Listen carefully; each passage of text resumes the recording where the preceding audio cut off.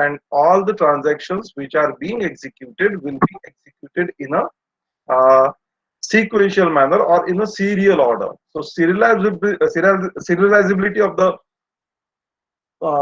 schedule will be maintained. For that purpose, what we are doing in the very first protocol is the locking protocol or log based protocol. There, whenever you want to read or write certain data item, we are acquiring a lock on that data item, and that will be read.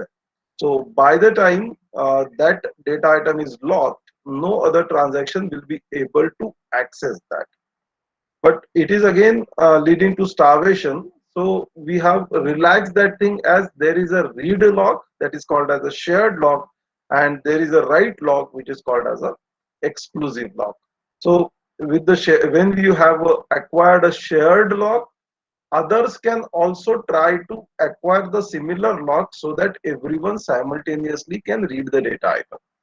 But if you wish to write, if you want to update or make changes in that data item, you won't permit anyone to read or uh, write at the same moment. So at that moment, you are going to acquire a exclusive lock. So yes, it is relaxed a bit, but still there was a problem of starvation. That is long waiting. If the lock is acquired for a longer period, the other transaction will go in a starvation period, starvation state. That is a long waiting period. And sometimes, if the transactions are not getting a chance to get executed, there will be a deadlock of this transaction, and it will never be executed. So that is the disadvantage of lock-based protocol, and that's why we have gone for a two-phase locking protocol. It's not that this is better than the previous one. Depending on the situations, any one of these four protocols can be executed. So what two-phase locking protocol says that uh, in this type of protocol, the transaction should acquire a lock after it releases one of its lock. So at a time, we expect that only one lock will be acquired, and that one transaction is going to acquire only one lock at a time. Okay. So this locking protocol divides the execution phase of transaction into three different parts. In the first phase, when the transaction begins to execute, it acquires the permission for the locks it needs. Okay. It will acquire the permission. Okay. I want these data items and I want to acquire these locks. Then in the second part, when the transaction obtains all the locks,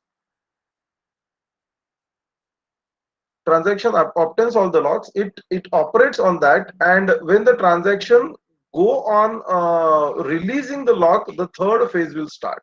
So what we can say is first phase is to ask for the permission, second is go on locking, acquire all the locks which are required, and then go on releasing the locks one by one. So there will be a phase of locking and releasing, or locking and unlocking. That's why it is called as a two-phase protocol.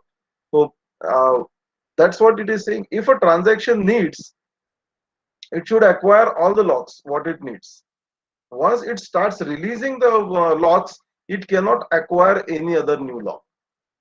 Okay, any other new lock. So that's the third phase, that is releasing of lock.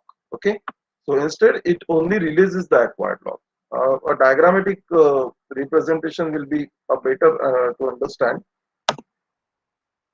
See here, the time start, and in that the transaction will just go on acquiring the lock. Maybe 2, 3, 4, 5, whatever data items it needs, is going to lock all those data items, then perform the transactions, the operations on that. That is a locked point, that is the topmost point, and after that it goes on releasing the locks. Where once it starts releasing the lock, after that it won't be able to acquire any lock. Okay, so there is a acquire phase and releasing phase, or locking phase and unlocking phase, or particularly saying it as a growing phase and a shrinking phase. That's why two-phase locking protocol, growing phase and shrinking phase. These two names you can uh, remember. So it will be easy for to explain you. Once all the locks are acquired, there will be a locking phase, locked phase, where all the operations on that uh, data item will be performed. So it is simple to understand, and thus there are very little chances that as soon as the lock releasing has started, um, others can acquire that lock. Others can acquire that lock. Okay, so there will be a systematic approach of giving a lock, acquiring a lock, and releasing the locks. Whereas in the earlier one, anyone could say, let us say that one transaction is requiring A and B to transact on. It is possible that the transaction T1 is acquiring lock A, and going before going for B, someone else acquires B. Then this transaction won't be executed, won't be completed till it gets B. And if B is not released, this will go in starvation, as well as A will be locked. So no one else can be will be able to access that. So here, what we are doing, we are getting the transaction to acquire all the locks it needs. Lock all the data items, perform the operations, and go on releasing the items. Then the others can go for it. So there is a growing phase and a shrinking phase. Okay, so I need not to explain these. So again, it executes the transaction serially, but it does not ensure that deadlock will not happen. Yeah, deadlock is a what we can say is a very inherent thing in the computer system. It may be a single system, it may be a distributed system, it may be a network. This deadlock happen. That's why we have a conditions of rollback and all, so that the rollbacks will resume the changes which are done because of that transaction under deadlock. So no protocol will be able to avoid the deadlock completely, but yes, we can avoid it as much as possible. That's why these different types of protocols are coming into picture. This is further modified as a strict two-phase locking protocol, where strict two-phase locking protocol is almost similar, only it never releases a lock after using it. It holds the lock till the commit point. It holds the lock till the commit point. Means it doesn't releases. It operates on. In the previous case, it operates and then starts releasing. But this will hold the lock till the end. And once the data item changes are committed, are finalized, then only it is going to release the lock. That is called as a strict two-phase locking protocol. And in centralized two-phase locking protocol, we have a lock manager which will take care of this locking, because there are number of databases involved, number of tables or relations involved in a single transaction. There is a possibility. So we maintain a lock manager in this case, and he will take care of allocating the lock to a particular transaction. Okay, so these are the two types of it. Means basic type is of course two-phase locking protocol, then strict two-phase locking protocol, and the central two-phase locking protocol. So is it okay? Are you understanding? If you have any doubts, you can definitely ask.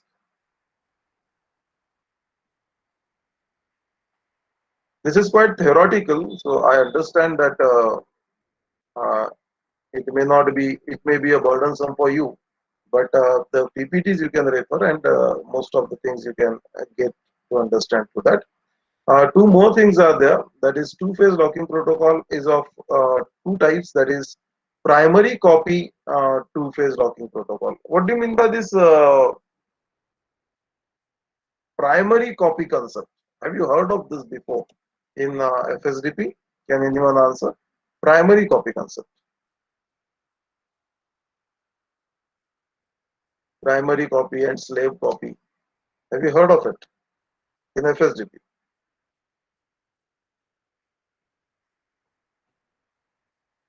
Anyone can answer.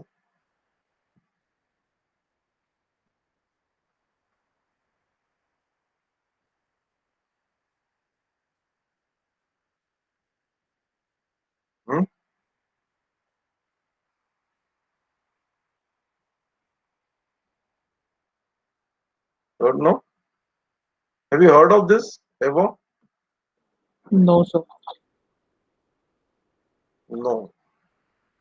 Okay, basically, when you are talking about okay, you must have heard about transaction and master file in COBOL. Have you heard of that? Transaction and master file concept?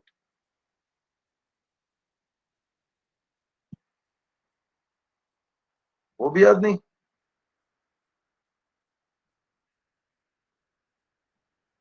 Okay.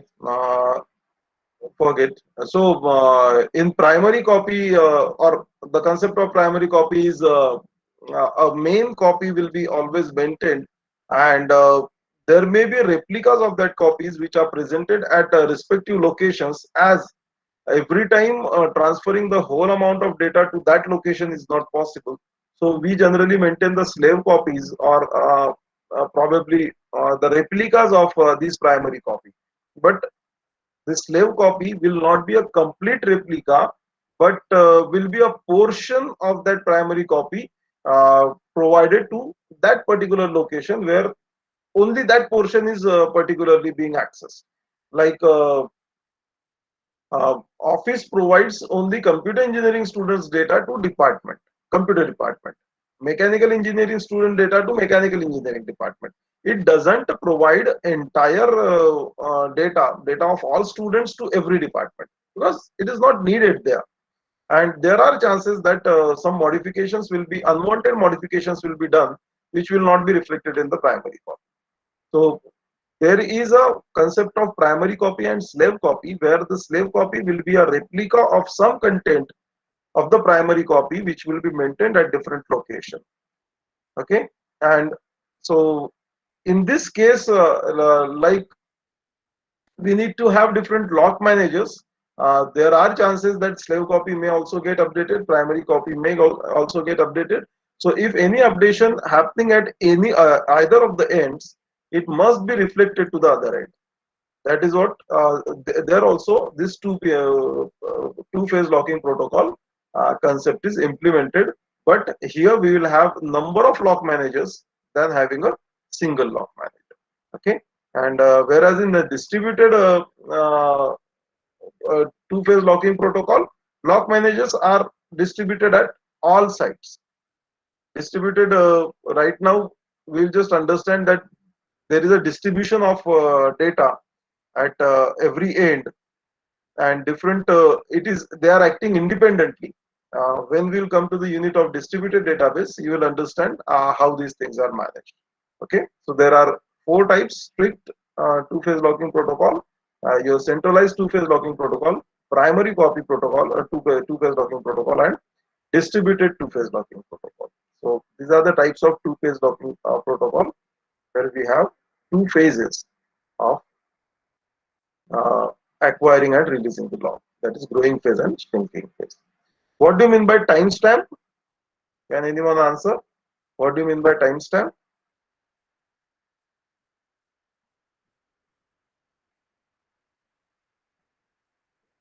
What is timestamp?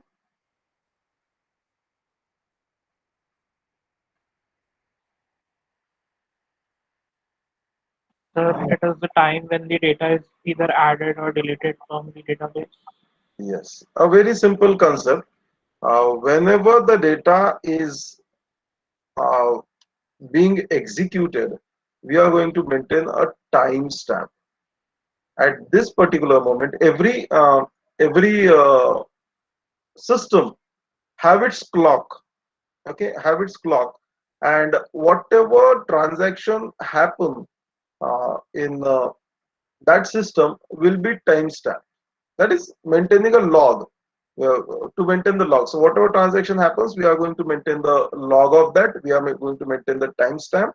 So a timestamp will be put on that transaction, probably on the read operation, probably on the update operation, that is of the uh, write operation. Okay, so this timestamp based algorithm uses that concept, and it uses a timestamp to serialize the execution of concurrent transaction. Okay, so we are going to provide a timestamp, and whichever transaction has a earlier timestamp will be executed. first. So that timestamp will help you to order the or sequence the instructions which are being executed. So this protocol ensures that every conflicting read and write operation are executed in timestamp order. Okay. So the protocol uses the system time or logical count as a timestamp. So this is quite simple to understand. The older transaction is given a priority in this method. Whichever have a earlier timestamp will be executed first, and it uses the system time to determine the timestamp of the transaction. This is most commonly used in the concurrency protocol. ये सबसे आसान तरीका है. We are not blocking anything. Here we can also manage with the round robin fashion. There may be a timestamp, but there may be a time unit for execution. Uh, Say one transaction is going to work for only 5 microseconds at a time. If once 5 microseconds are over and transaction is not over, it need to take a new timestamp and stand in a line or queue up uh, uh, in the list of following transactions. Okay. So log-based protocol helps you to manage the order between conflicting transactions when they execute, whereas this timestamp-based protocol manage the conflict as soon as an operation is created. Okay, so it is a very most simple one and rather most successful one.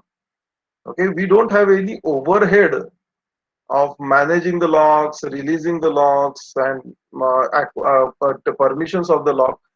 As soon as the transaction is initiated, a timestamp is given, and whichever has the earlier timestamp will be executed first. So for a kind of first come first serve, but again some scheduling is done in this case.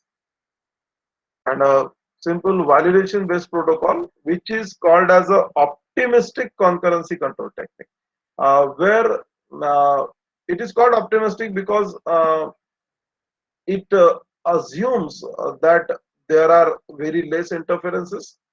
uh, Also it assumes that it will check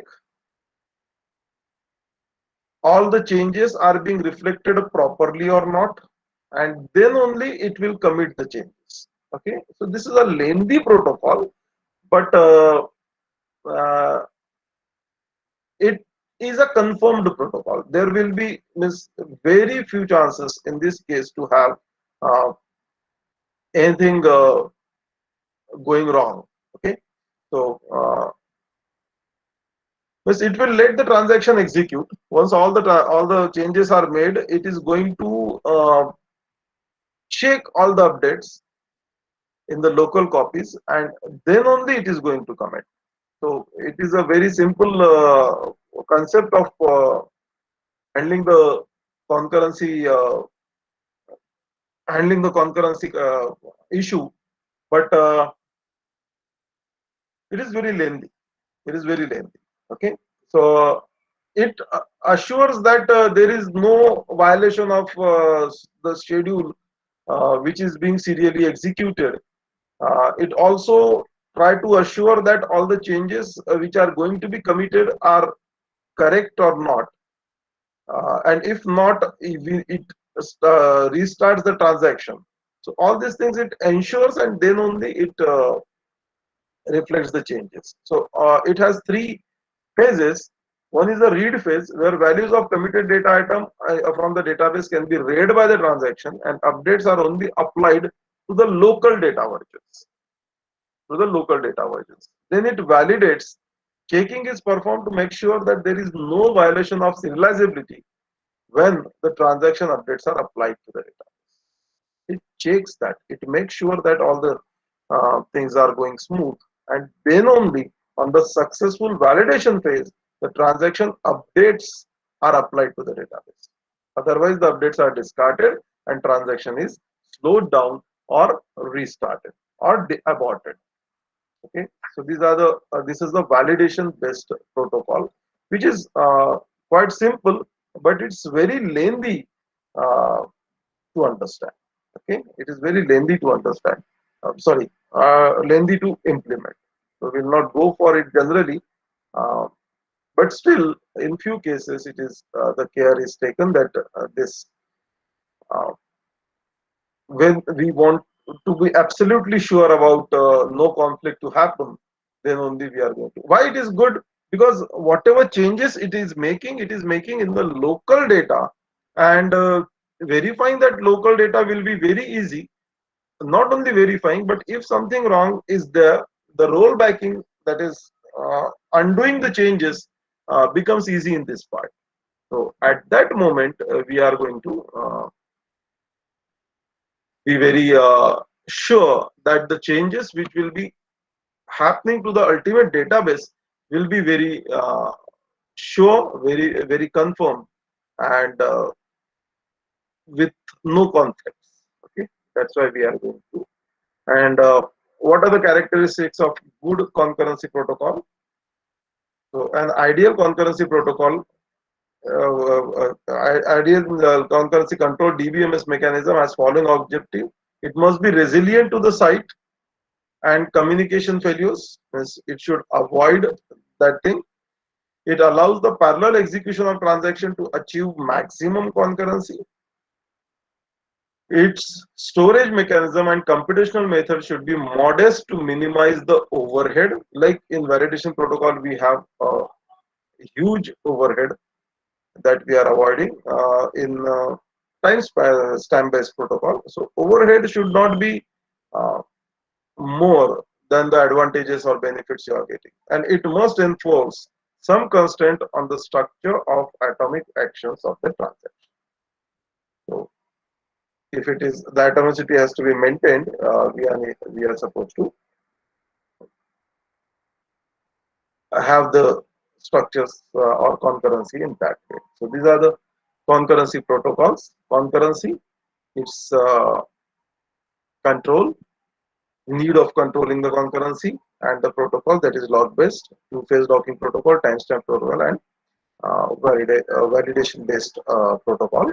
So these are the protocol. These are the concepts about concurrency control. I'll upload this PPT on the Genomia website. You can go through this once again. They are quite descriptive, so it will be easy for you to understand. We'll stop here today. Tomorrow we'll start the recovery of the databases, how the recovery or rollback options happen. So it's all from my side today. If you want, if you have any questions, you can ask or you can leave. Thank you very much.